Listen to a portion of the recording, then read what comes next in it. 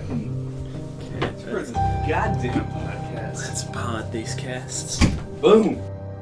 Welcome to NOCLIP. I'm Chad Rutherman. I'm JJ Artemis. And I'm Andy Kennett. And today we're going to be talking about Severed. Severed is a notoriously difficult to Google search video game that was developed and published by Drinkbox Studios and was released in 2016 on, and this surprised me, the Vita, iOS, Wii U, Nintendo 3DS, and the Switch. I didn't know there was a Switch release. Oh, I asked you about that. I don't think you did. I did so. Anyway, so now that JJ is lying to me. Are you sure it's just not a planned Switch release? It could be a planned Switch release. Because I feel like I check the Switch eShop like frequently and have. It came out August 8th. Oh. So like 2 days ago at the time of this recording. Weird. Yeah. So so as we've been playing this game, a couple of people have definitely asked, at least me and Andy, how we describe the game. Mm-hmm. And the best that I had come up with, and you guys might have like a better idea than me, yes, was if you took the Elder Scrolls 1, like the original Elder Scrolls, and Fruit Ninja, and you smashed them together into this game. Yeah, with the visual style of Guacamelee. Right. It is a darker style, but it has like almost the same color palette entirely. Right. I'm actually really glad I didn't play Guacamelee before playing this. I watched it a little bit, and I'm aware that how similar the color palette is between the two. But I'm really happy that the crazy psychedelicness of it didn't get spoiled in a comedy setting, and it just got to feel weird and horrifying to me now. Yeah, I gotta say, I've played a little bit of Guacamelee. Andy has actually beaten it. Yes. And I picked this game up when it came out based on a trailer that I saw for it. And for the most part, I have a lot of respect for Drinkbox, because both of those games are really good, but they're not they're certainly not a well-known studio. No, you would think that Guacamelee would have gotten them more recognition than it did, because it's on everything, and it's been on sale on Steam a million times, and everyone seems to own it. Yeah, I believe I got the game. I got Guacamelee originally through a Humble Bundle, and then I got it a second time in a Humble Bundle for the Wii U, and that's the copy that you played, Andy. Mm-hmm. So they did their work to get their name out there, I guess. But whereas Guacamelee is a Metroidvania, this is a very different game, but they pulled both of them off really well. Yeah. So what you actually do in this game is you play as Sasha, who is a one-armed girl who has a sword, and you walk. It's like a dungeon crawler. Yeah, like an old school PC dungeon crawler. Right. First person perspective on, at least for the way we played it, a small screen. So it really simulates that 240 by 240 pixel experience of the old dungeon crawlers. I played it on the Wii U, so. Which even with the Wii U though, the default setup is to have everything in the game happening on the gamepad. Right. But how was that experience, by the way? It was weird. I was thinking about this while I was playing, what their idea was, what the system they were initially developing it for. Because, when I started playing, it was, the game on the gamepad screen, and just, the map on the TV, and I was like, this seems weird. Maybe this was, originally conceived for the DS, and it feels better on there. And then as I was playing, I was thinking about this is a bigger screen. That's probably a pretty big benefit to have more room to slash. Then I was maybe then on the iPad that would probably be. I don't know what the ideal experience would be. I get the impression based on any of the reading I've done, which isn't a ton in this instance, and also my experience playing it, I think that this game was initially conceived of as a 3DS title, and then just because of the simplicity of it, they ported it onto anything with a touchscreen. I cannot even imagine trying to play this game on my phone. No. And I've got a big fat phone too, and I still think I would just like completely lose constantly. I'm surprised you went that direction. This game screamed like one of the refugees from the Vita to me. Like in the way that there was always these like weird niche touchscreen adjacent concepts that people always tried to fold into the Vita and do cool things like Gravity Rush. Is it the name of that game? Mm-hmm. Yeah. And how you had all these like neat concepts at like middle tier graphical levels that ended up just sort of scattering to the winds on any other console they could grab a hold of in the horrible waters of horrible gaming development. Yeah, the PlayStation Vita, right? Basically. Yeah, I feel like the game would look really great on the Vita. But the Vita has one thing really going against it, though, and that's the fact that it only has one screen. That's true. Both the Wii and the 3DS feel supernatural for this because, I mean, this might be my own laziness, so, like, you guys can chime in if you don't agree. Mm-hmm. But during times when I was, like, if I was, like, A, just hunting for upgrades, or B, didn't care about looking at stuff, I'm pretty much navigated by looking exclusively at the map screen and walking with that, and would just like run into enemies and be like, oh, well, now I'll look down. For me, I looked at the map a lot when it was up on the big TV. Right. But maybe about a third of the way in, I realized I could switch the way it was set up so that the game was both on the TV and the gamepad. Mm-hmm. So then I ended up liking it better that way and like just navigating with the mini-map. So I would end up like looking at the TV while I was walking around and then looking at the gamepad when I was in combat. Yeah. And that ended up working out pretty well for me. I can't imagine trying to like have a dissociated like your swipes to the enemy, because one, the difference in size I think would fuck me up, and two, like not having that like tactile like here's me doing this thing. I mean, I feel like I tried it a little bit. You have no idea where you're starting your swipe at if you're not looking. But makes perfect sense. Yeah, the map thing for me, like when it was available, I felt like I kind of like lent on it as like a crutch. Mm-hmm. But once it was gone, I didn't really miss it all that much. This is actually, and I'm glad we hit on it immediately, one of the things about it that makes me feel like I would have had a better experience playing this game on the Vita. Okay. I think the way that it constantly ported itself to other touchscreen devices, which meant, in this weird world of ours, devices with two screens all over the place. They constantly did the expected thing of just like putting the necessary useful map information on any extra space that they had. I think that's to the like aesthetic detriment to the game, because I did exactly the same thing. I navigated almost exclusively using the map to the point where most of the time my eyes were on the map. It was just so much more useful for getting around, and it made it feel way less like you were in a dungeon, and it made you pay way less attention to the cool, albeit repetitive, like graphical designs that you were sort of exploring through. Navigating, yeah. I got it. Like I agree with that. Obviously, it's kind of the same situation that we were in when we were talking about Metal Gear Solid and always like being glued to the Solitine radar.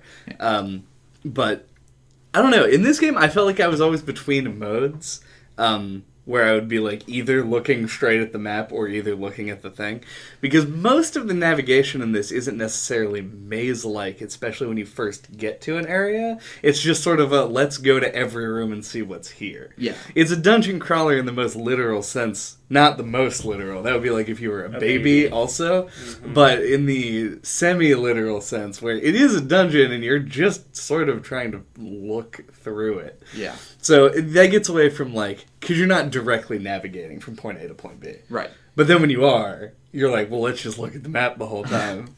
I think we might be conflating two different versions of a maze here. Because I think if you didn't have consistent access to the map and had, even if it was just behind something as simple as pressing one button to revert it, so you had to pull it up and then pull it back down again. Right. It would seem more maze-like, even though if you look at it from a top-down, it's the simplest thing in the world. Right. Because everything's repetitive enough that you sort of lose your orientation to things all the time. like there's a couple of times when the map goes away in the second area when you're like going through the portals and stuff, and you're in like nega versions of areas that you're already in. That happens as well in the third area. Yeah, and it might happen in the first, but I didn't go back to the first area. I liked those zones when they took your map away from you specifically because it felt like you were in a maze and you were exploring around this dungeon and didn't know where to go, and it took you a while to get anywhere, and sometimes you get lost. Right. Just because everything kind of looked like everything else in the same That's zone. what I was going to bring up, because those are the areas where it does actually feel like a maze. And if you're me, the first time that you do one of those, you don't realize that you just need to affect something so that you can then go back and do a thing. Mm-hmm. And I just ended up wandering around looking for the item forever until I realized, like, I just, like, started making a mental map of the area and being like, there's just no way there. Let's leave. Yeah, that was kind of like my whole experience, because, that was part of the challenge of the game, was like navigating the spaces. Mm-hmm. And one thing we haven't brought up yet is the fact that like it's not like a fully 3D rendered area. Like it's like you see a screen and then you walk and transition to the next one. Right. It's like a 2D. It's like a semi 2D, 3D kind of look. Like Google, like pause the cast.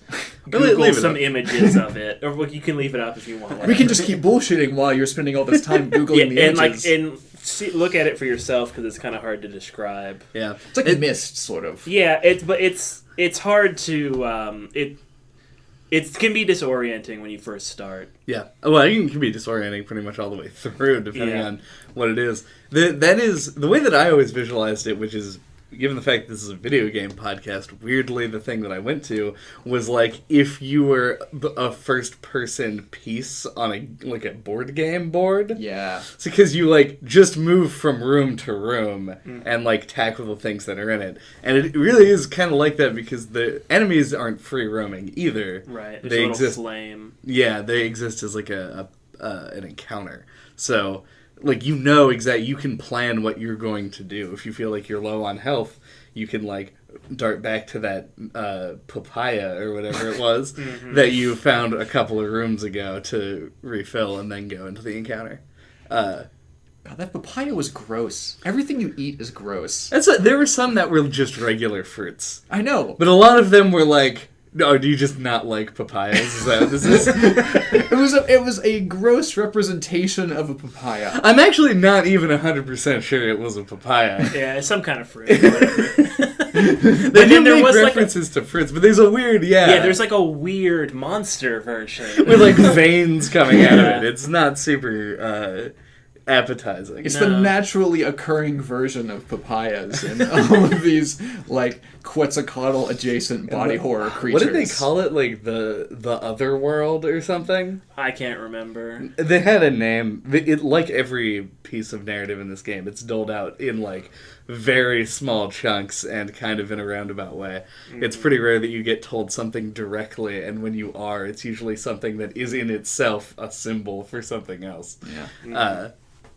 But that's neither here nor there, because we're talking about walking around. Yeah, and one decision I don't know if I really liked it or disliked it was that instead of going back to the room and getting the papaya to heal, you could just suicide and come back with full health. Yeah, the saves were a little bit too lenient, maybe. Yeah, like if you died, you just come back with full health and try again. Yeah. Scot-free. Yeah. I'm really happy I never learned that ever once. You never died? In combat? Yeah. I think I died once in combat, and maybe it just didn't click with me. That kind of doesn't surprise me. Like, when I started, like, playing the game, I was like, this seems like a kind of like a JJ niche. Like, he's totally gonna love this and click with it kind of game. I get the impression that... I mean, the game definitely is not particularly challenging, I guess. Yeah. I actually don't remember because I started the game so long ago at this point. Is there like a difficulty setting? Like, do you choose a difficulty?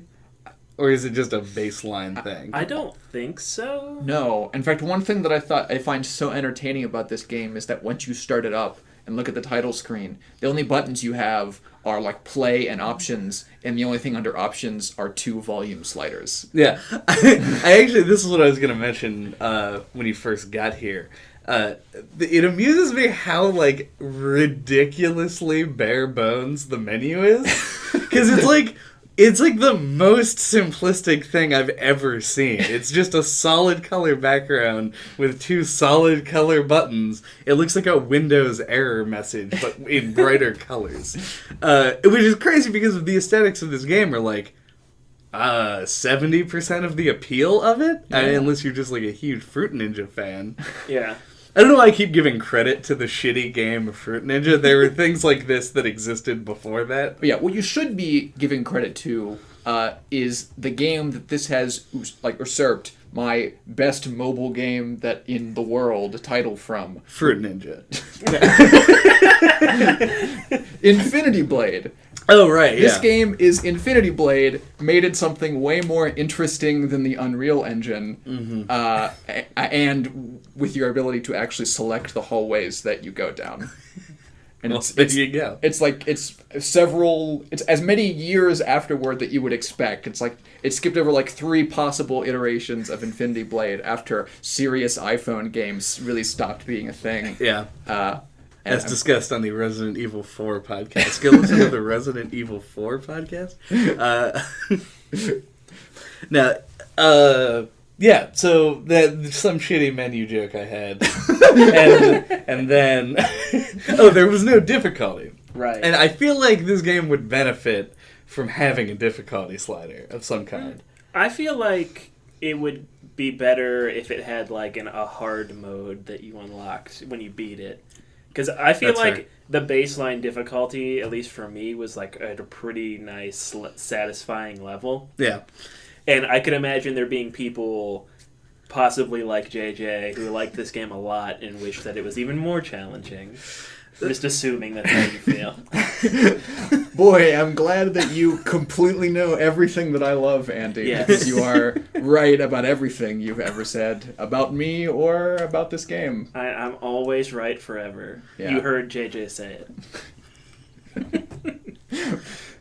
The way that I view the difficulty, the challenge of this game, though, is that I agree it was like a satisfying difficulty, but it was very non-discouraging, we'll say. At no point did I feel like I was like, I really gotta take like a break from this, because this was a real hard... There were 2 difficult encounters in the whole game. They were just regular enemy encounters. Yeah, the only things that tripped me up were the battles in the clouds, which are just placed on a time limit. Oh, yeah. Yep. But There's one of those that's real bad. How many of the mementos did either of you guys get? What is a memento? That's what I assumed. There are secret other crazy zones in this game. Oh, okay. I am aware of those. Okay. As a concept. And have been to one, I believe. Probably. Yeah. They're hard to miss considering that they're like plain white landscapes that you enter through portals that are completely different than all of the other aesthetics to the game. Yeah. But the routes to those are generally masked with much harder enemy encounters. And there's one of those dragons that gets split in half. There's one of those in a cloud fight that's on a time limit that you have to execute like almost perfectly to get past. What? That's cool. When you say one of those dragons that gets split in half, what are you... like the guy who's like a wizard, and then when you hit him a bunch of times, he's like a 2-headed dragon? Yeah. That's Okay. what, did you look closely at the 2 heads of the dragon? Because it's not 2 heads. It's one dragon that was cut like just straight up and down the middle. You can like see the brain half and like the interior incisors and stuff. I actually did not notice that as a thing. Yes, they're dragon halves. I think the problem was that it basically was just like illustrated onto a red canvas because like it doesn't have like a texture the way that a lot of things do when it's split in half. It's just sort of like a picture of the inside of it, like purely on one side.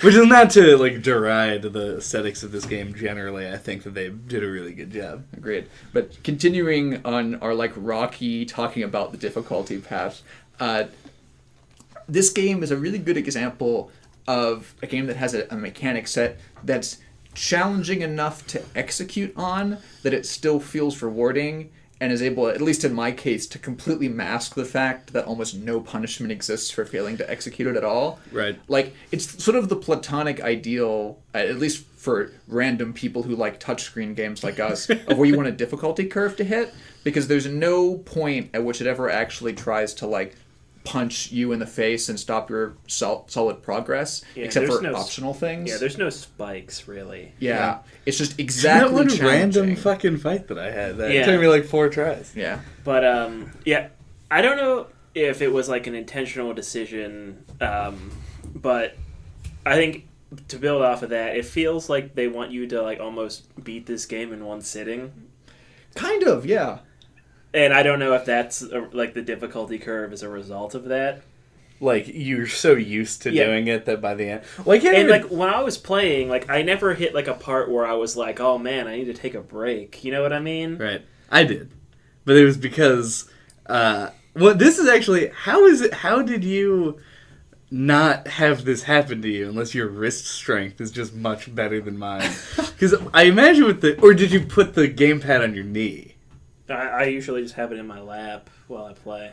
Okay. Because, like, I'm basically supporting the entirety of the new 3DS XL in my non-dominant hand while playing the game and pressing on it with my other hand. So I kept getting, like, hand cramps from, like, holding the thing for a long period. No, I would never play a game like this in that way. Where I'm just holding the gamepad with one arm and pushing down it with the other one. It does seem ridiculous, but it was the only way that I could find to do it where it didn't put it at, like, an awkward angle. Yeah. You really had the absolute, like, worst platform in that case, because the new 3DS XL is functionally just like a television that folds up 6 times and you carry around with you.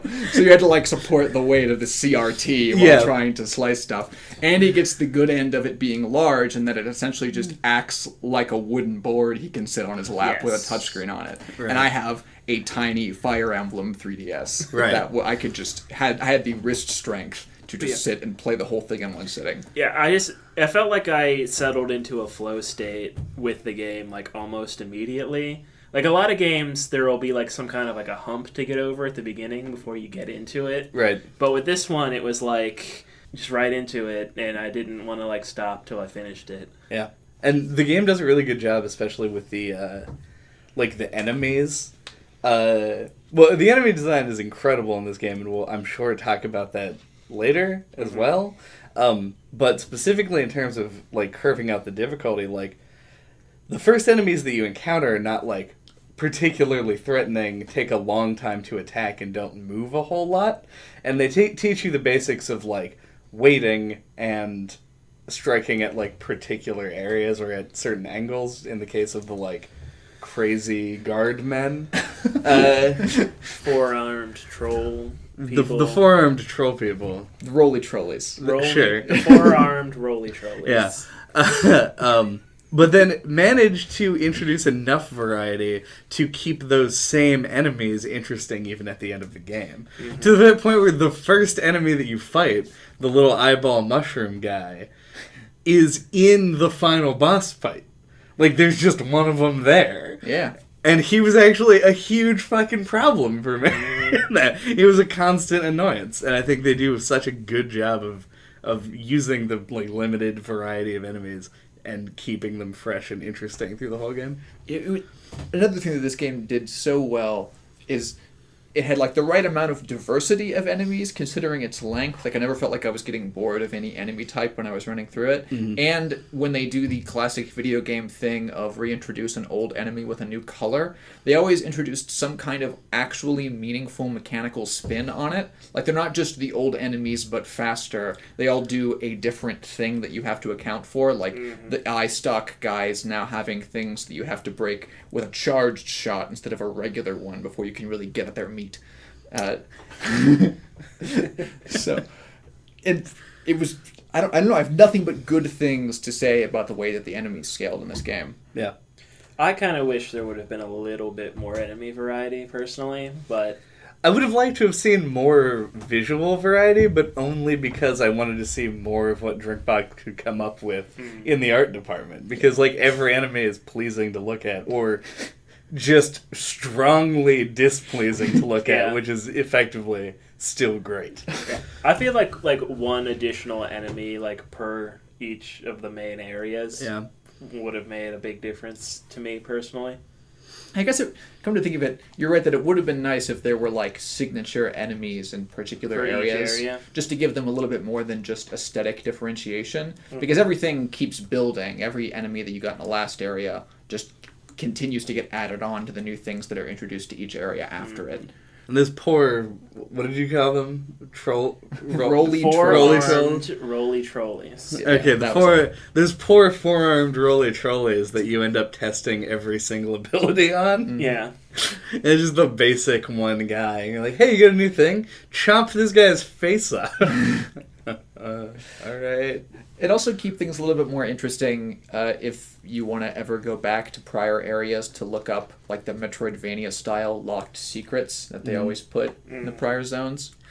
The one thing this game didn't do correctly in that particular respect, which, while it's cool that, like, the things that I found irritating, I'm sure not really bad game design. I didn't like that there wasn't, like, a fast travel or, like, a one-button, like, go-to entrance of dungeon thing. That is, like, a Zelda thing, I guess. I think that would have been a nice compromise, because I think fast travel in this game would have been a bad decision. It would have been a little bit redundant, for sure, because the considering game how small it world's is. it's not that big. Yeah. But yeah, warp out of dungeon probably would have worked. Yeah. But actually, the thing that I have an issue with is the fact that enemies don't respawn. Yeah. So when you go back in, it's just walking is all you're doing until you actually get to the new area, which may or may not have enemies in it.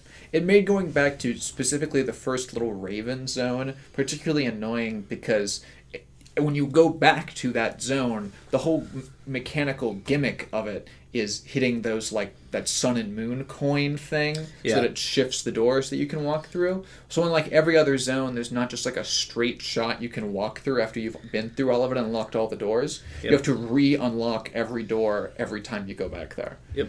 I had to go back there because I 100% of the game. Right. How did you manage to finish the game 45 minutes faster than me and Andy and get 100% with this being one of your complaints? And you did all the other optional stuff.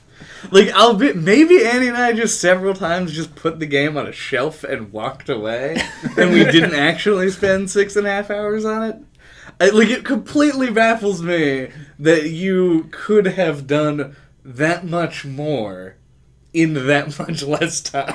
Well, the real answer, it's not that much more. 100%ing this game is not some crazy accomplishment because the percentage, particularly the percent of the area you have explored percentage, is very much like, it doesn't quite represent it correctly because it represents the percent as each individual, like, square of the map you could walk in. Yeah. So if you've missed one door, that could have, like, 16 squares. Right. So you don't explore the map in these, like, 1% minor chunks like we're used to thinking about it when you 100% games. Mm-hmm. You explore them in, like, 10% chunks. And every time you go back to a prior area, you're getting multiple 10% chunks at a time. Right. And the other reason that I think I did so well is because I'm legendarily awesome at touchscreen games.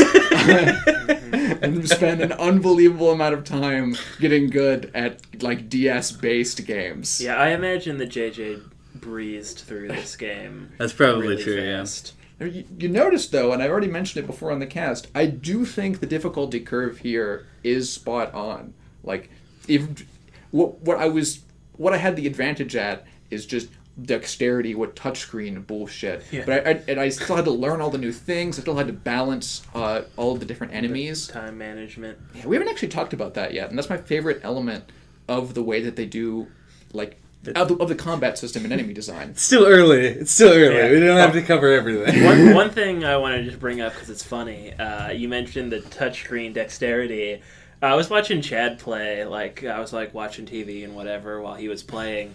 And I noticed, like, while he was playing, him just kind of, like, nonchalantly, like, doing this across the screen in fights. And I was like, man, You're playing this way less violently than me.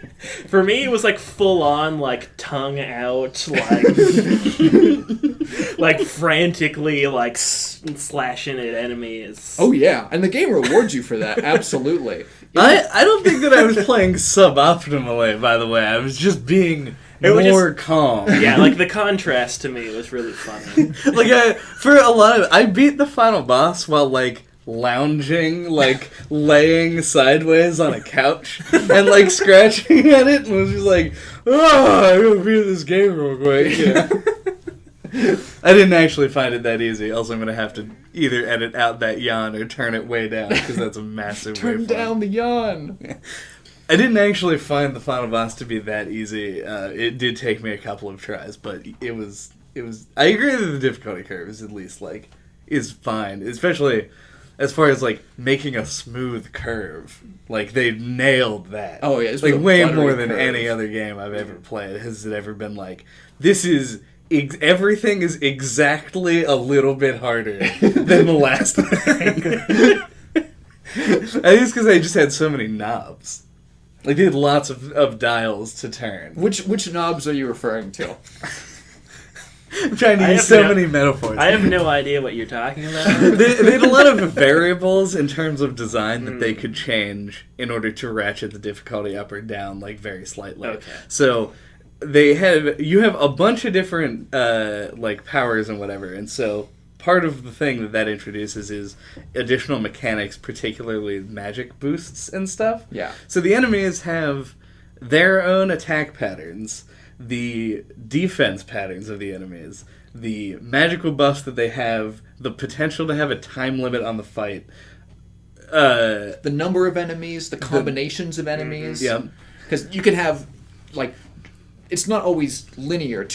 Any two given enemies fighting you at the same time aren't guaranteed to be equally difficult. There are particular combinations of enemies that are way more annoying to deal with than others. Yeah. Mm-hmm.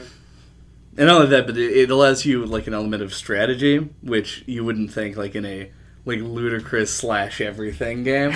There's like the first time that you encounter a 4 enemy fight, you pretty like you could struggle and lose to it a couple of times, but I'm gonna say most people playing the game would probably do this where they just sort of say like, which of these do I need to kill first to get it off the map?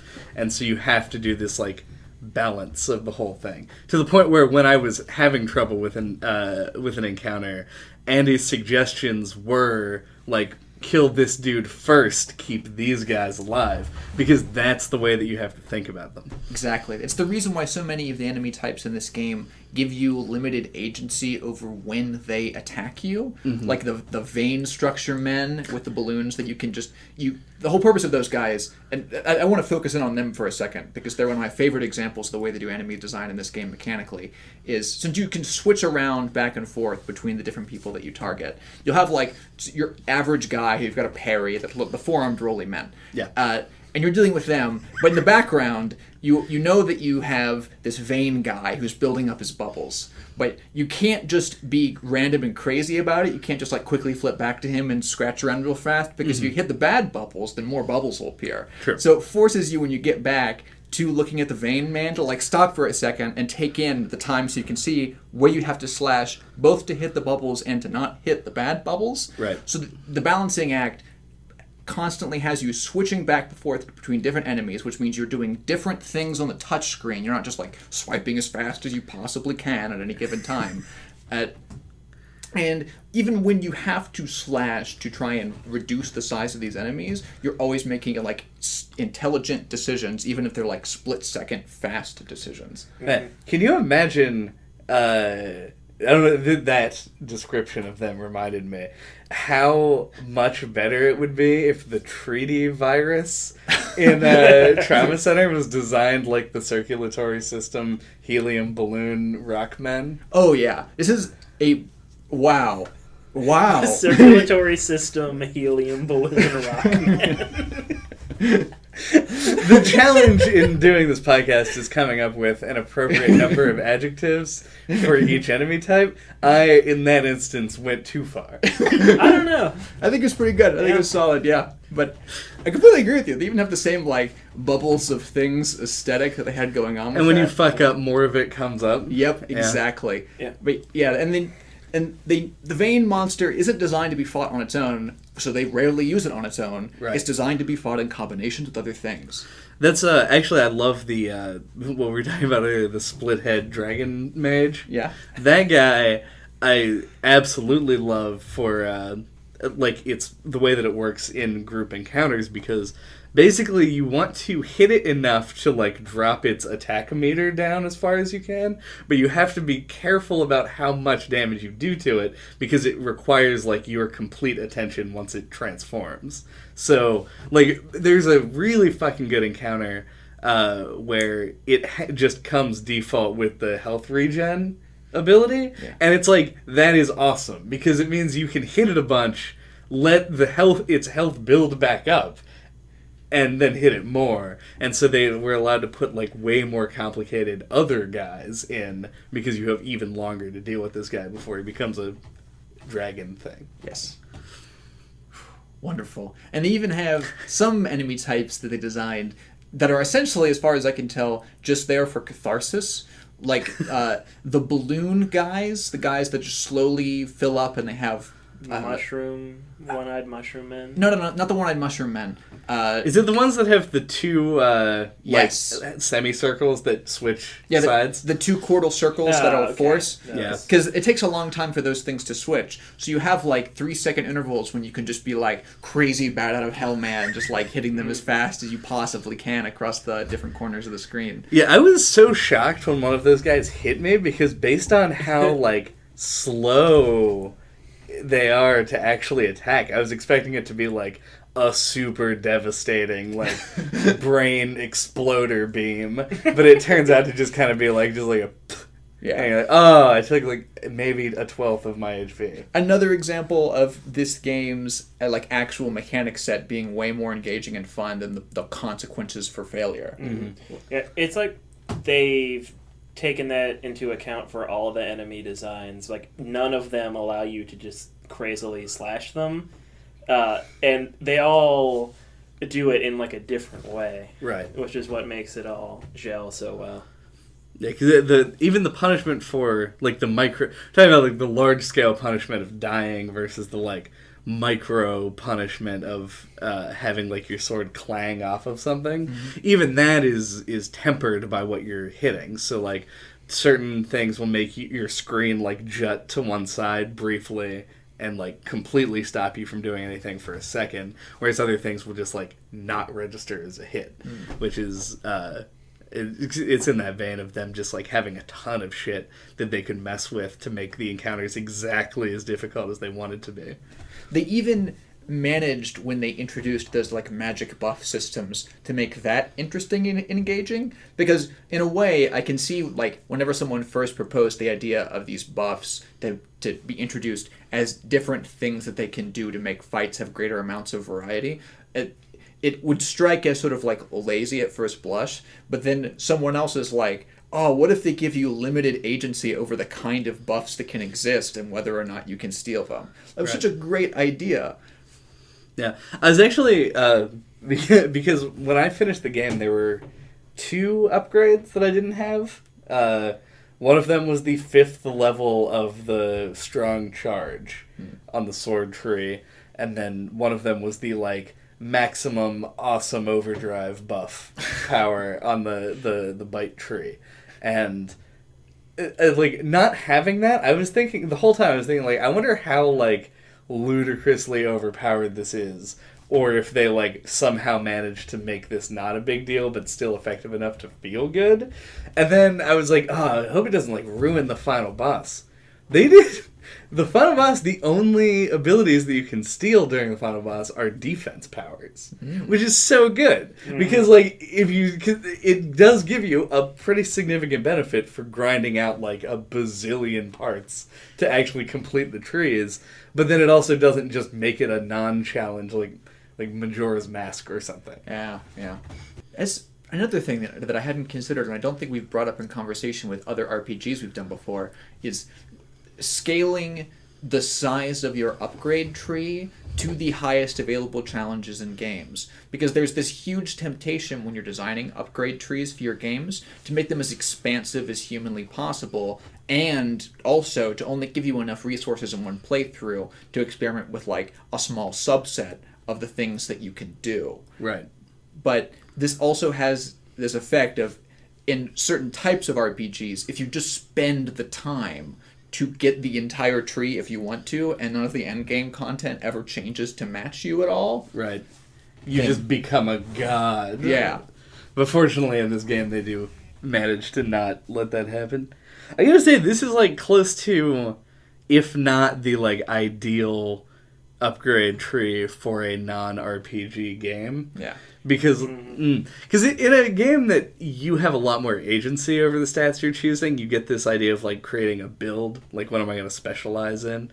And games do that kind of an upgrade tree pretty well, pretty often. But like when somebody just like is like, let's just throw like an RPG upgrade system into our game, most of the time they either, one, end up with the god scenario that we were discussing before, or they end up with a situation where you have like 9,000 bubbles of garbage that are that you just don't want to look at. Yeah. Or at least I don't want to fucking look at. And this game, it was just like the right amount where it felt like, and also like incrementally unlocked, which is even better. Yeah, the first time I looked at it, I wasn't immediately overwhelmed. Yeah, anything that has the word like node in it, immediately can that idea. Replace it with something way easier to understand. There are no like Final Fantasy X sphere grids. Jesus Christ. No. Flashbacks to the sphere grid. Oh, but yeah, it's like this game decides to use the upgrade tree not to give agency over the kind of character you have, but over what things you get first. By the end of the game, you have almost everything, whether you 100% the game or not. Yeah. I do feel like, and I for the life of me, like, over the last 2 hours or so, since I've actually had time to think about it, have not been able to come up with anything that could even remotely be improved upon to keep this here. But the one thing that I take issue with the upgrade tree is the power that regens your health. Mm-hmm. Because you can tell, because of like how minute the increments are, that they tried super hard to balance that, and it would feel really bad if it wasn't in the game. Because like you said, you never died in combat, barring falling from the clouds. Oh yeah, I followed the clouds several times because I just kept missing that they were clouds. It took me like 3 falls before I even registered that was just the sky. Right. But I died in combat, I think, once. Yeah, so it doesn't happen a ton, even on somebody who isn't like a wrist guard wearing power glove of a man. JJ's had a power glove this whole time. Yeah, told us he's been playing with power this whole time. Fuck. It's just like juicing for Elite Beat agents is playing with the power glove. Good. But even if you're not that good, you don't die that often in combat, and a lot of the times it's because you have that like little bit of health regen, and like the health regen fruits would have to be like everywhere to maintain the same level of like no death. It's just it's so hard to balance that kind of thing, and I kind of don't like where it ended up, because you can, on bosses in particular, you can basically just get back to full health after even missing a whole bunch of blocks. Yeah. I think the route they should have gone with that, because that stuck out to me as well. Like when you see something that's like, oh, I can get 0.5% health regen every time I hit something, like that's a number that's so small that it sticks out to you immediately. I would have much preferred if they tied you regaining health to a larger amount of health that you get back from severing things. Don't make it constant so you can still have points of tension mid-fight, and all of the bosses have like ancillary tiny minions anyway, so you don't lose out in situations where there are just singular strong enemies in front of you. I almost kind of feel like they could have just gotten rid of it completely. Well, they could have. There's plenty of fruit that I didn't use. But I think they just wanted you to have a little bit of agency over your health bar. Right. Yeah. Or, like, just restrict it to boss fights or something. Like, it just feels unnecessary. Yeah, I can agree with that. I think that there could have been something better in its place. Yeah. Or you could just not take the upgrade, I guess, since it is an option. That's true. And that was not what I was thinking at all. I was just like, I better just get everything. Like I can imagine being like one of the designers and say, like, leave it in for the people who need it or want it. Right. And then people who don't have to take it. Yeah. I guess they could have put it on like the third upgrade tree, because when you look at the bite mark upgrade tree, not a ton of it really has to do with that power. Yes. There's one that doubles the amount of buffs that you get, and one that increases the strength of the buff, but the other ones are like a charge attack increase. They could have just put the health regen thing there so you didn't have it through the whole game, so that when you got to it, you knew that you didn't need it. Yeah. You know? Because like, that was kind of how I read that whole thing. The one that I invested most of my points in was the faster charge time. And that's just because I hated using the charge, because it just, we gotta wait for that fucking circle. I don't wait for things. It's not my style. We know. Yeah. Another thing I was thinking about that felt a little unnecessary to me was the fact that you could buy parts, like monster parts, with the whatever bits. The giblets. Yeah. That felt unnecessary to me as well. It did, to some extent. I think they wanted to I think it was a decision to compensate for the fact that they just wanted to have a lot of parts. Or, yeah, they could have, it could have been that they wanted to put more enemies in than they could. So, to compensate, they gave you another way to get parts. Mm-hmm. Well, what's important, because they could have just, in all of those different pots, not given you giblets. They could have just given you monster parts, regular parts, and then scaled up the number of parts that it required to upgrade to match what you were given. But True. They didn't do that instead, and there's an important reason for that, which is because the enemies in this game don't respawn, they needed a way for you to have agency over the kind of parts you can get if you wanted to get particular upgrade trees. Okay, I hadn't thought about that. Question. Yeah. For you who's done everything in the game. Yes. There's a chain lever near the end of the game that when you pull on it, enemies show up. Yes. And after you beat so many fights, you go in and there's a bunch of shit. Yeah. And when you leave, it closes again. Is that just an endless enemy farm? Yep, that is exactly what it's for. Okay, I was making sure, because I did it the first time and then went to go do it a second. Imagine, dear reader, if you will, my hand reaching for the chain for the 6th time after it had closed, and then I was like, nay. This is boring. And then I left. Oh, wait. So you never actually got through it? Oh, I got through it and got all okay. the parts inside. But Just then when I making left, sure. there was still a pot in there, which was a dirty trick. Because it made me think that maybe I just forgot to break a pot. Yeah, you think you miss a pot. And I was like, I'm not doing that again for one pot. Mm-hmm. Yeah, I didn't make it through that gate. I fought 3 waves of enemies, and I was like, I feel like I'm missing something. So I left and never came back. And then beat the game, yeah. It does have an air of there's a puzzle here that I'm not I'm missing a piece. Yeah. It seems, you need something so that there's only one wave and you can just get through. Yeah. Yeah, I think it's just there so that you can finish the upgrade trees for free, basically. Yeah, it's just not signaled as well as it could be. It doesn't seem like a training area. Right. It seems like a secret you don't know. And this doesn't seem like the kind of game that would have a training area. Exactly. You're just like, why is this here? It's like, well, in case. Yeah. Yeah. And they didn't need that in case, because additional upgrades and things that you get are tied to your ability to sever things. So a hypothetical kind of bad player could just end up not getting nearly as many parts of a particular kind that they wanted. Yeah.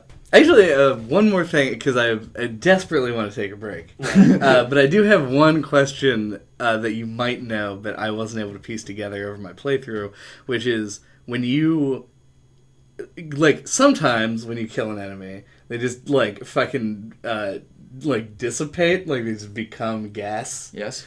And you don't get to sever them. Mm-hmm. Is there a reason behind that, or is it just random chance? Yeah. It's there's a bar that you fill up by getting a consecutive number of hits. The focus meter? Yeah. Yeah. Oh, that affects when the focus meter is full, it allows you to sever things. This is what happens when when it's you not. start a game and then take like 6 months and don't play it, That's and a then good pick it up excuse, 'cause 3 I was minutes like- in. That's a good excuse, because I was like, it's really clear. Yeah. Like, just- when I started this game for the podcast, I had a save file that had 4 minutes of time on it, and I was like, what could I possibly miss in 4 minutes? That, evidently. Yeah. Because I immediately associated the focus meter just with that ability that makes you do more damage. Yep. So I'd fill up the focus, I'd be like, ooh, scratch it all. God, another great example of this game rewarding you through great play and not punishing you through bad play is that focus meter. Is all the benefits that you get to upgrades and damage from doing things right a consecutive number of times. Right. So good. Now I have to leave all that in where I'm an idiot. Yep. Because Cat's there's an a idiot. cogent point at the end. Haha! Fuck this shit and take a break.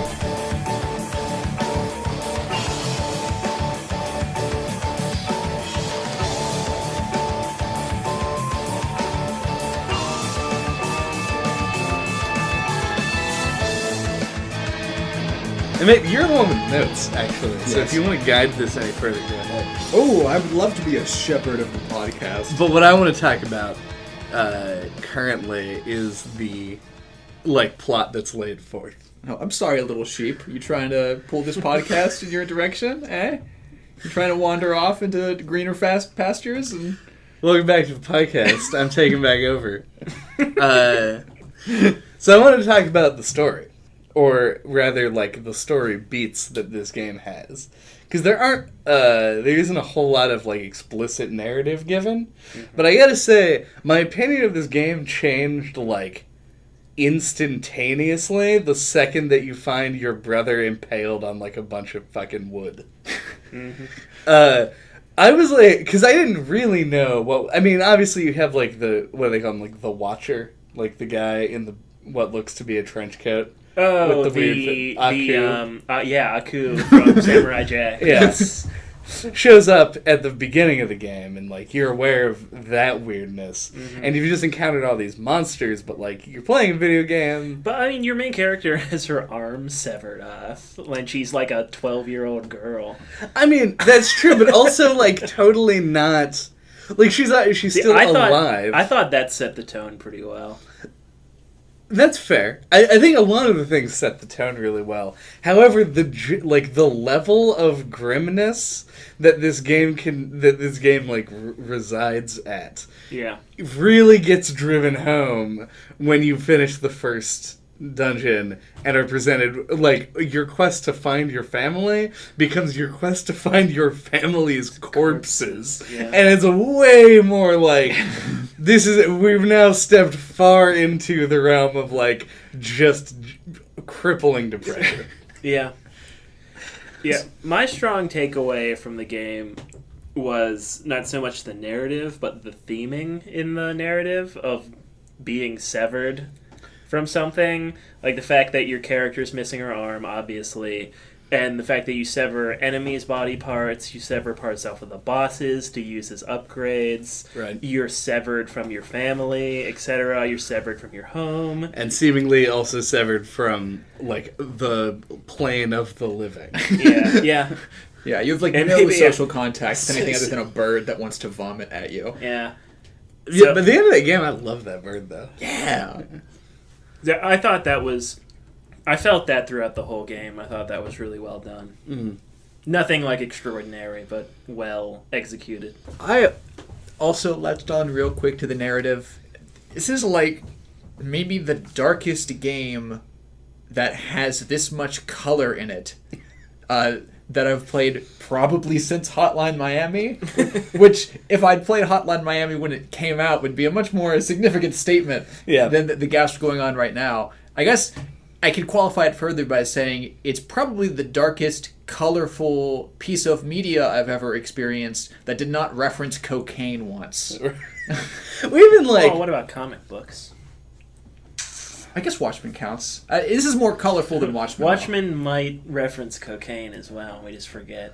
It's also possible. I think this is It did more happen. colorful It than is set Watchmen. in the 80s. So. I almost want to argue that this, because obviously it's a different it's such a weird thing. I'm sure that this, like, there's a better way to describe this distinction. Mm-hmm. This is a different kind of colorful than Hotline Miami is. Mm-hmm. Because Hotline Miami is, like, it's set to evoke that, like, the Miami, like, neon signs. Yeah, and shit like the Miami that. Vice. Yeah, and that's, like, the aesthetic that it's going for. Whereas this one is lots of very bright, vibrant neons on, like, black as, like, its background. Blacks and dark blues. And like dark blues and purples. There isn't much actual black. That's also a good point.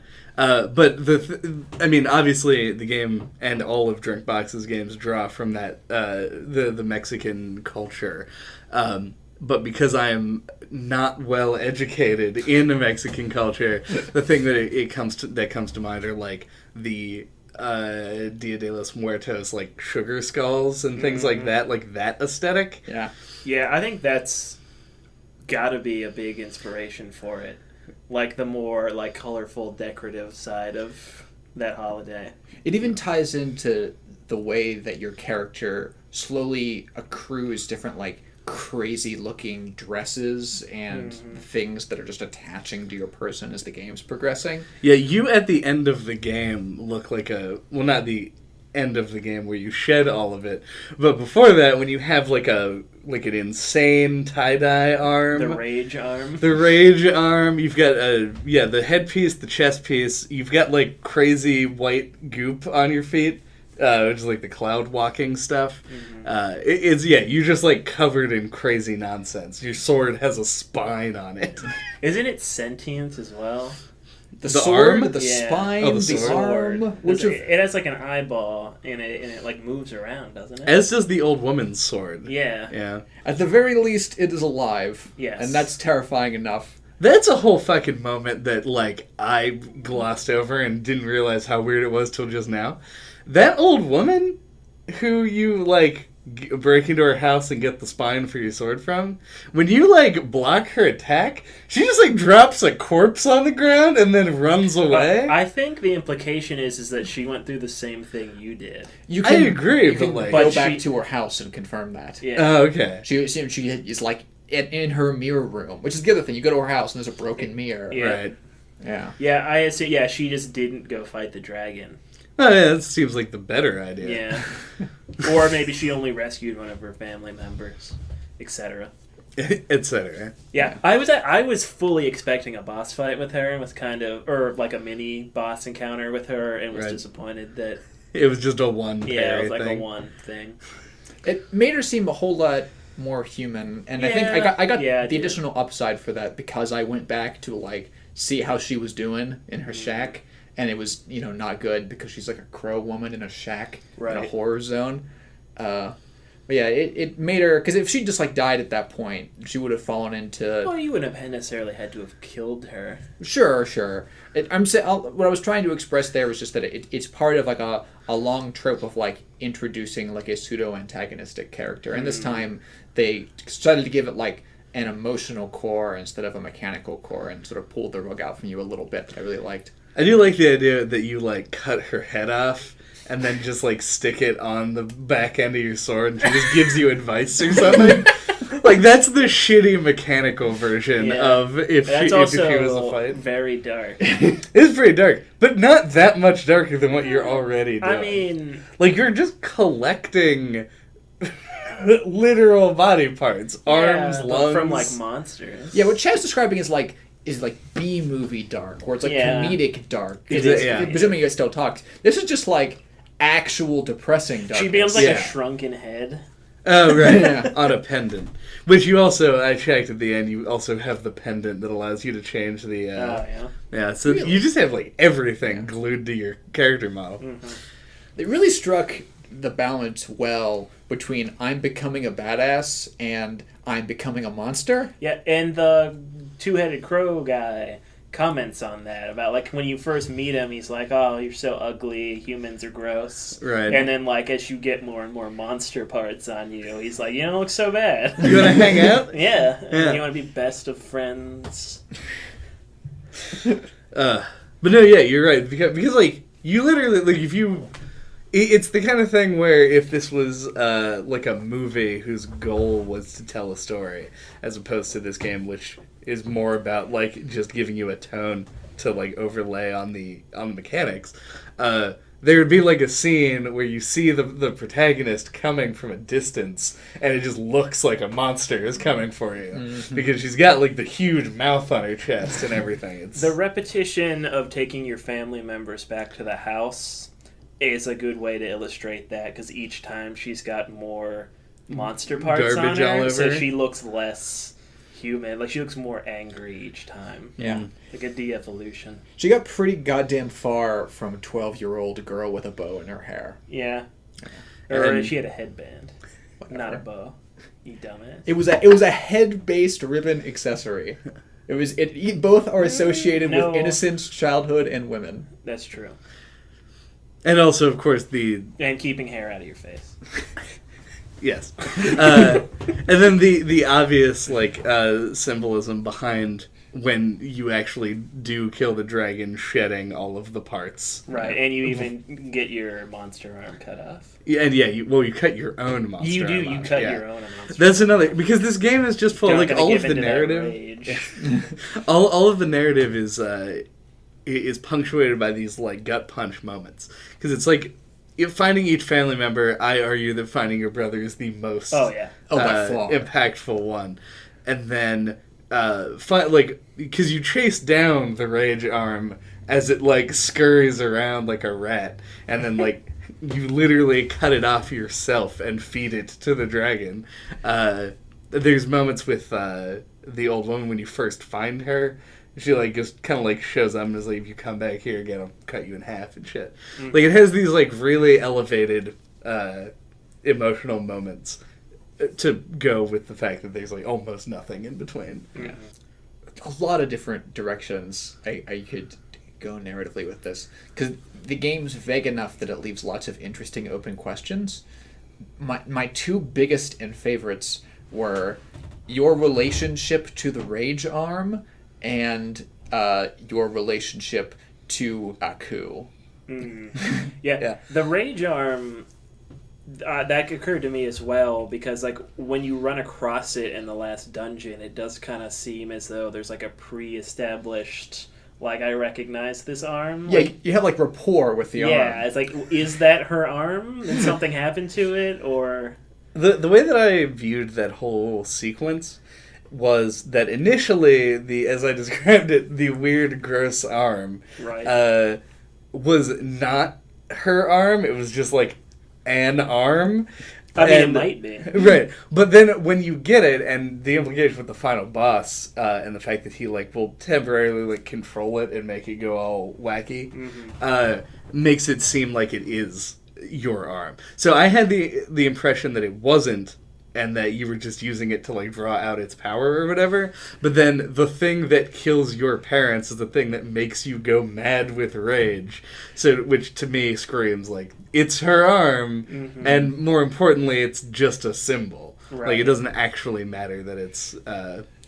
Yeah, you're And right. arm. In cutting off her arm, he transferred his rainbow serpent powers into it, and that's why it's a rainbow arm. Yeah. And when you throw it back to him, it becomes a rainbow serpent again. Exactly. God, Cracked the code. the interpretation of it's not her arm, it makes her seem all the more monstrous and crazy by that point of the game, where you're just like, He's like, oh, well, Sweet, an arm! I could use this arm. just like the thing. Sprinting after an arm. There were like millions of other arms that she picked up along the way that she didn't like just stick them Yeah, on. but those weren't cut off at the right spot. Right, It would yeah. have been weird. Yeah. You know how kids like their like colorful bullshit toys too. So Yeah, she knows they- she saw the holographic arm and was just Yeah, like, oh, it's- it's definitely a rare arm. That arm reminds me of zebra stripe gum.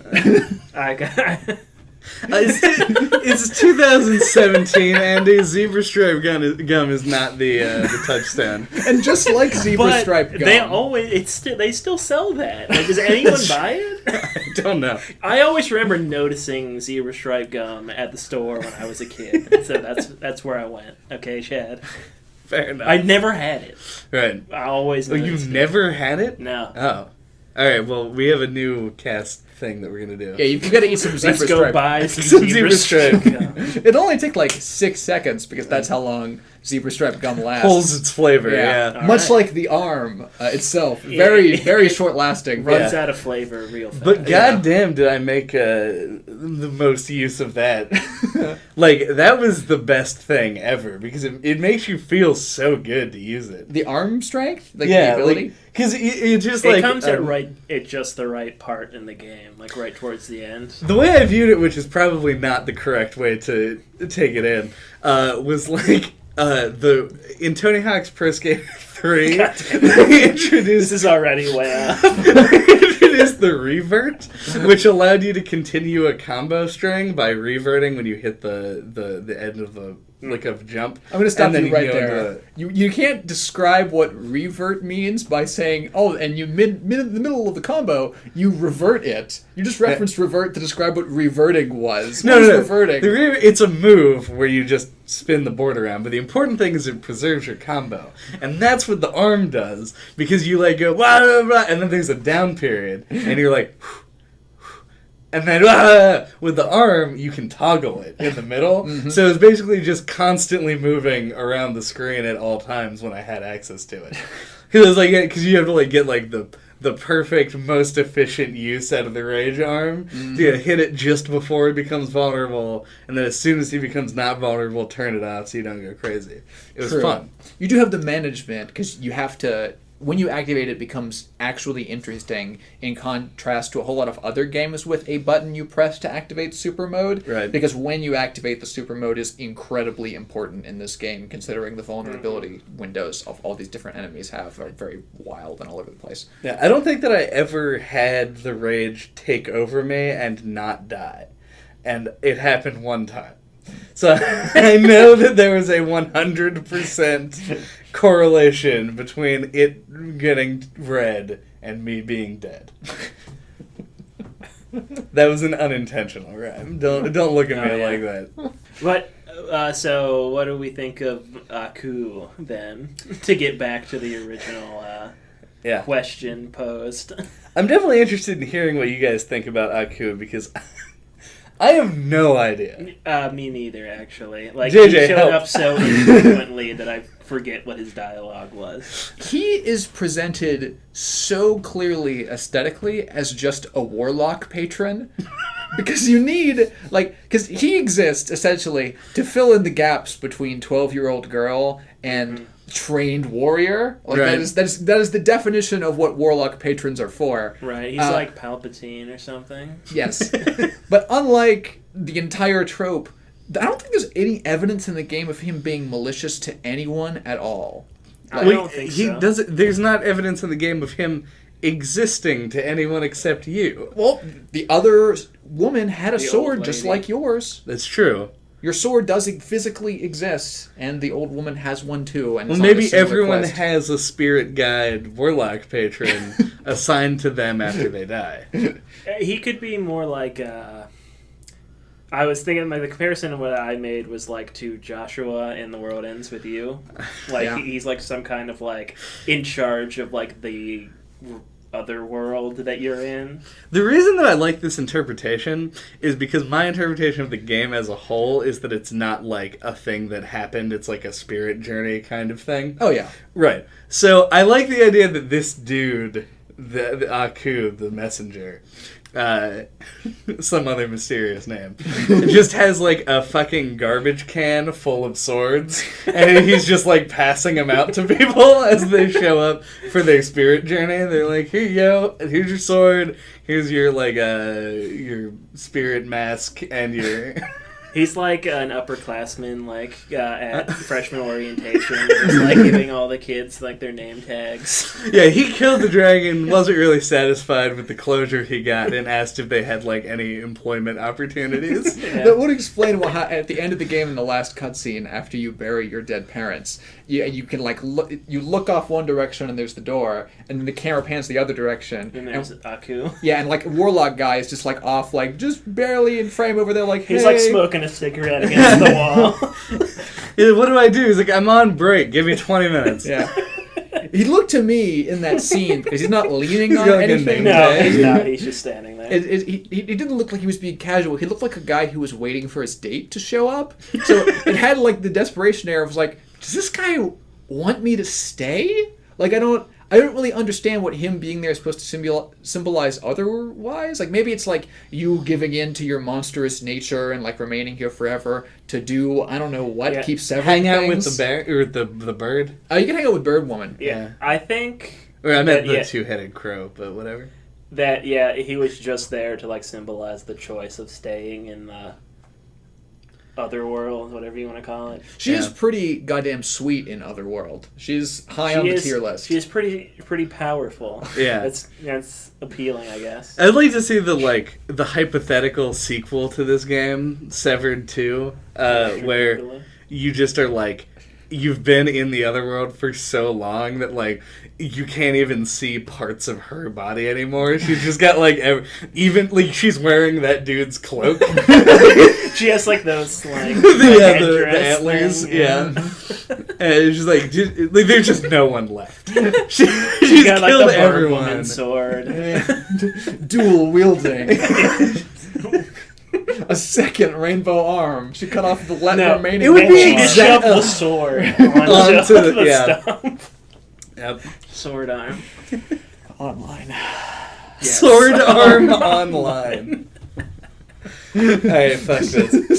It wasn't. This isn't like a metaphor for life beyond death. It's actually just an online. It's a MMO. game. Yeah. Oh yeah, it's a VR game that a Mexican girl's been playing. Yeah, and she actually killed her whole family in real life. Now that we've solved this,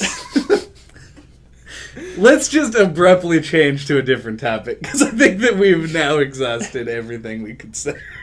I actually have more on the narrative. We're willing to actually stay fine. serious. We have to get away from this. Yes. Okay, narrative things. Fine.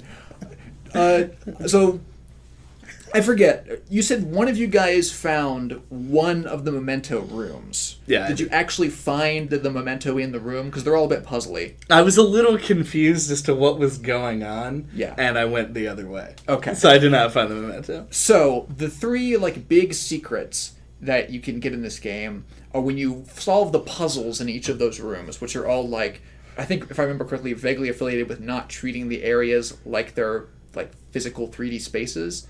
Like, I remember in one room you have to go into a particular room and then walk out of it again, and then the item you're looking for will have become closer to you. Okay. You have to keep doing that until you can eventually get it. It's like crazy non-Euclidean physics shit like that. But some all anti-chamber shit. And some anti-chamber shit. All the stuff you get are just like trinkets from your family. Like you get like a horse doll and another little like locket, I think, and I forget what the third thing is. But the point is that they're just like completely mundane, normal items from your life that all have ancillary mechanical benefits. One of them like keeps you from going into the rage mode in your hyper form ever again. It's really good stuff. But they're not presented even like mechanical rewards. It's all very abstract, like you'd expect from the crazy white rooms you find them in. Right. But the only thing that getting all three of these super secret, hard to get items is in this game, it's the only difference is that at the end of the game you just put it on their graves. Okay. And that's so awesome, because when you Google stuff about these items, which I immediately did because they were just too interesting for me not to do that after you beat it, is like everyone thinks that these items are some kind of trigger to an alternative ending, and tons of people like Google like blah blah blah true ending and see the one that has the items in it, and right. I got confused about this too, because when I beat the game and had all the items, because I was like, oh wait, is there like a bad version of this ending that I didn't know about? Because this is pretty dark if this is the good ending, that you just make. I thought maybe that triggered like you staying or something and becoming the monster, but turns out no. And the only thing that changes between like the two variants is whether or not each memento you find goes on the grave of the appropriate person that it's assigned to. All the crazy stuff that in most video games you would expect to give you some agency over the narrative and like really change the bad shit that's happening in the story, all it does is just like gives your family a better grave. And that's such a cool choice. Mm-hmm. It doesn't let you undercut like the meaningfulness of anything that the character is going through by pretending that things could have been any different in the story. Like, no, your family's dead. You have to deal with that. one way or the other. I hope this little trinket helps you deal with it better. Maybe those trinkets contained your family's souls, so if you don't get them, and then in Severed 2, they come back rest. as zombies, and you have to kill them again. That could be the only thing I could think of. Yeah. No. Realistically, yeah. That's. I mean, it is a simple explanation, but I think it is the best one. I don't think there's really much else that we can add to that now, knowing that was a thing. Yeah. Yeah. In fact, I feel like a lot of people, because there's some debate over the interpretation of the narrative of this game, I feel as though the basic narrative arc is fairly simple, all things considered. Mm-hmm. Like, it's a game that with or without trinkets on graves is mostly just about that acceptance, mm-hmm. and at least in my experience, also about alarming reveal of death. Yeah. But other than that, yeah, and that's really nice. Kind of wish I had gotten that. Yeah, they're cool as shit. So that I can rage mode forever. That is a cool secret. I agree. It's crazy narratively how much they get away with keeping the inciting incident of the story in the background too. Mm-hmm. They managed to really focus in on just making sure that the only important thing about this story was you dealing with the loss, such to the extent that it doesn't really matter how your family got killed or how you lost your arm. You're here now. Wasn't it the dragon? I don't know. Well, I think the dragon is just a symbol. Mm-hmm. Yeah. As is everything in the right. game. I mean, I didn't know how to take that. Because your arm got cut off by a sword. In the opening cutscenes, there were just people who were coming for you. Are you and your telling me family. that a dragon can't hold a sword? At least not well. Blasphemy. A dragon's tail could be kind of like a sword. Yeah. Cut your arm off. Anyway, yeah. I mean, it's probably all symbolic. Well, if you want to think of it that way, Aku could probably represent death, accepting death. Oh, fuck. Well, oh, go ahead. No, oh, fuck. Oh, sorry. What if Aku's vengeance? What if Aku is the personification of just revenge in the story? That could also be true. Yeah. In that case, but you do get revenge. Yeah, you get revenge, and that's the closure as well, which makes it even weirder because that's never that's just not how narratives work in this day and age. You are just trying to get the corpses of your family back, True. And he stands in between you and your mother's corpse. So if he hadn't have been in your way, I don't think she would have killed him. True. Yeah, because he comes and he scoops up your mother's corpse, and obviously, feels weird to, just sort of casually be like, that, oh, your mother's corpse. So the dragon grabs your mom's corpse and then goes to, wherever nether realm that exists within the mirror. Mirrorland? Yeah. But the fact that it's even within the mirror is kind of a thing, because it isn't just revenge, and because the dragon is supposed to be symbolic of whatever it's like did you're kill going your parents. Inside of yourself. Right, yeah. So the mirror to get itself your is a closure. symbol. Yeah. There's a lot going on here that I didn't think about even a little bit before starting this podcast. Well, you just finished the game. Yeah. Mere hour. So it's kind of hard, but yeah, because if the dragon does symbolize what kills your parents and your brother, and presumably also you are dead in this instance, mm-hmm. If that was a drunk driver or something, right? Yeah. You going in and killing the dragon makes no sense as a symbol, because the thing that you're actually defeating by killing the dragon in the context of the story is your own anger and inability to accept the death. Yeah. I think that you pointing out that the mirror is going inside of yourself is an important point, Andy, because that is, you don't kill the dragon out in the world. You kill the dragon inside your heart. Yeah, your heart and mind. Yeah. So I think And your brain. that has to be in the dragon, therefore can't really be, unless plot twist figured it out, you killed your family. And that's why you go inside yourself to kill the dragon, who also represents you. Mm. Scratch that, that's dumb. Then you feed yourself your own rage. Yes. Let's And never then kill try to yourself. interpret art again, guys. Yeah, Okay. Jesus. Pretty good art, though. Pretty solid arts. For sure.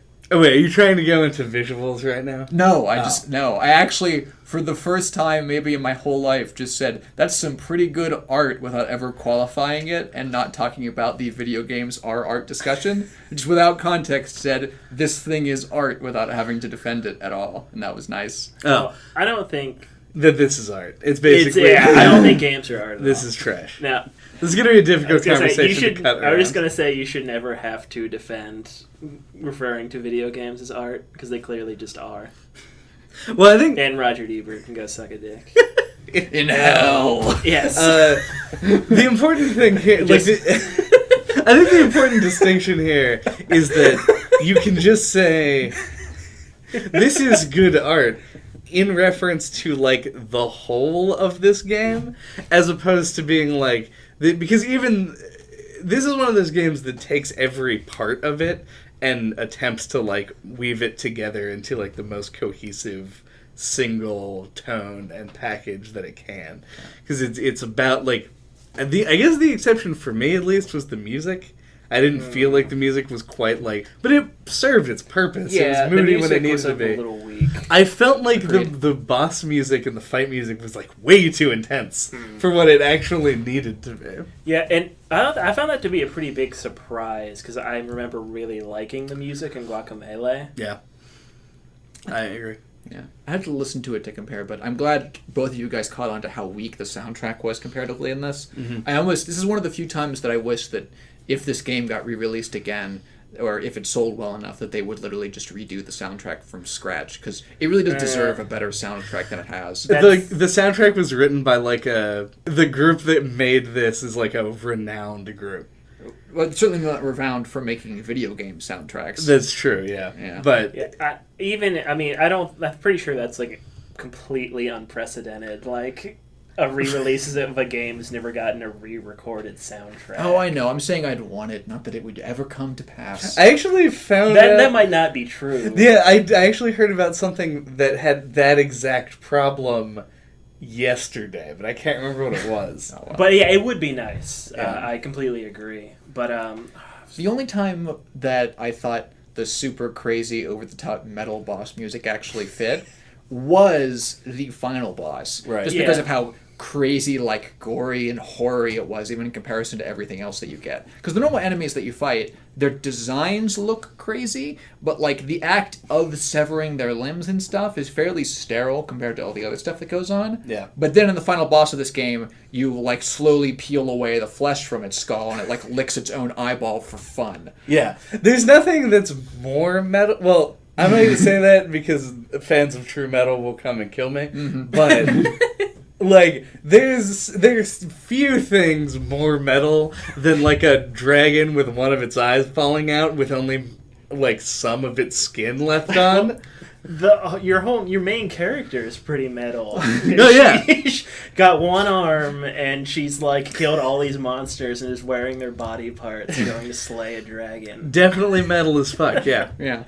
And unlike so many other things that you see metal in the context of, it actually ramps up. It doesn't start at metal. Like, the game doesn't open with, like, crazy, badass warrior woman coming off the top of the hill to exact her vengeance. Like, It starts with a human being, which is nice. Yeah. And... Oh, fuck.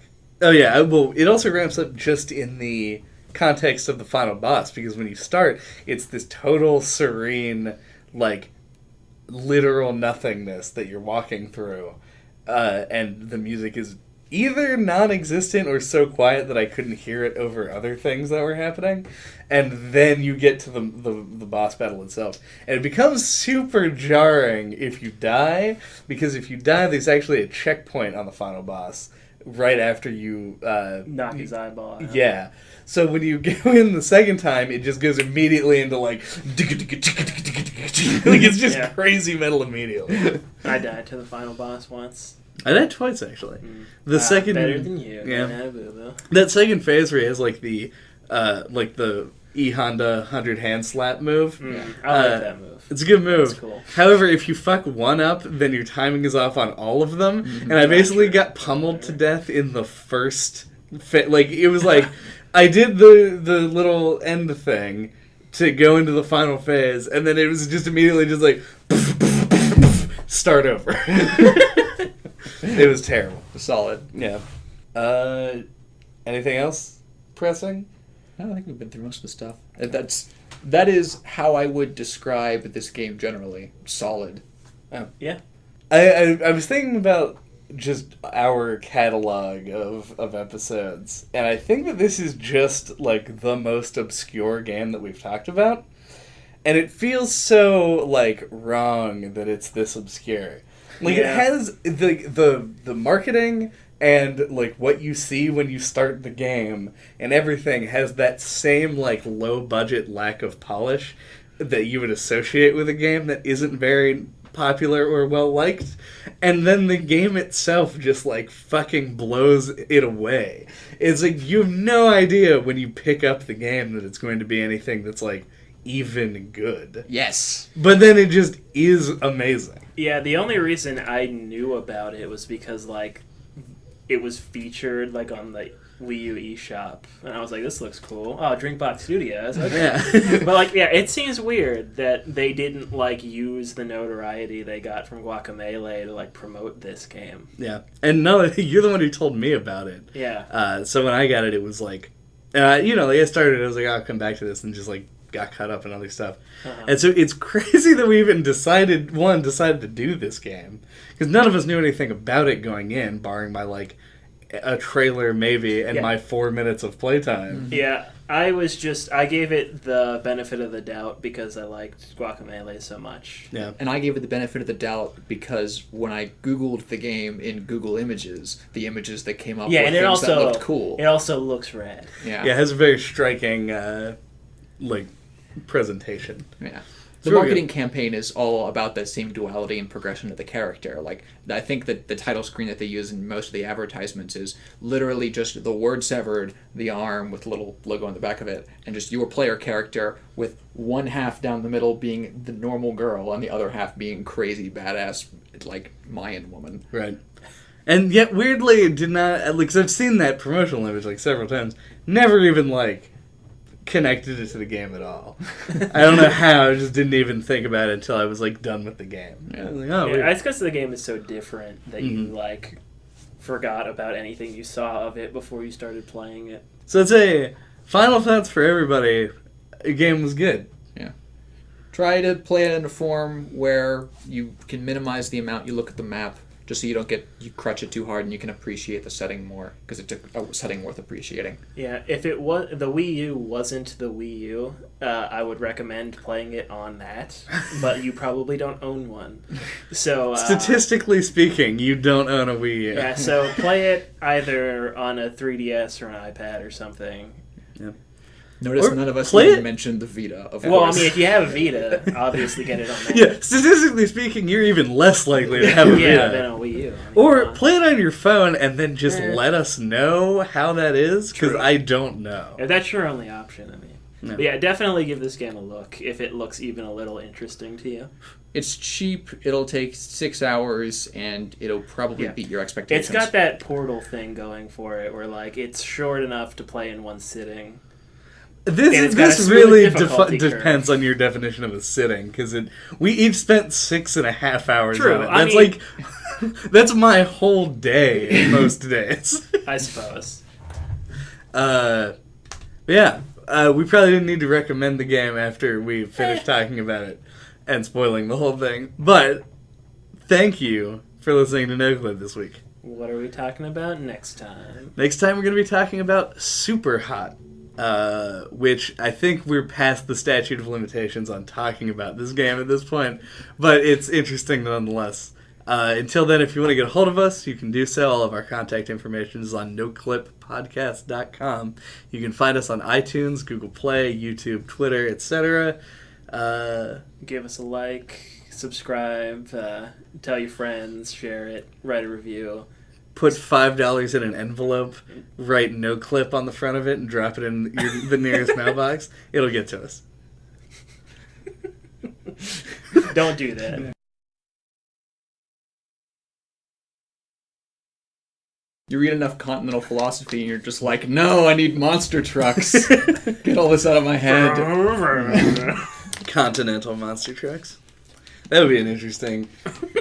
The monster truck rally where, like... Are they monster? They're sponsored by different eras of philosophy. Mm-hmm. I was imagining just continent-sized monster trucks. I'm a fan. Can, like, Sart be the guy who's driving the continental monster truck? Yes. Okay, thank you.